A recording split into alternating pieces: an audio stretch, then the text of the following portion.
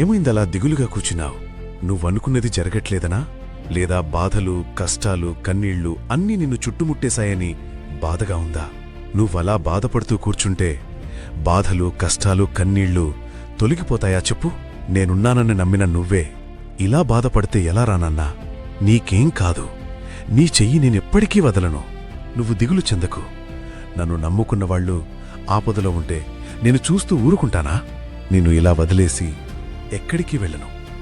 నీకు నాన్నలా తోడుంటాను. నీకు మంచి దారి చూపిస్తాను. నాన్నలా నీ దగ్గరుండి నీ జీవితాన్ని మంచిగా తీర్చిదిద్దుతాను. నువ్వనుకున్న స్థాయికి నువ్వెదిగేదాకా నీ చెయ్యి నేను వదలను. ఇంత ధైర్యం ఇస్తున్నావు, మరి కష్టాలెందుకు పెడుతున్నావు తండ్రి అంటావా? నేను నీకు కష్టాలనిచ్చింది నువ్వు కుంగిపోవాలని కాదు, అలాగే నువ్వు బాధపడాలని కాదు. కేవలం నువ్వు జీవితంలో గెలవాలని మాత్రమే నీకు కష్టాలనిస్తున్నా.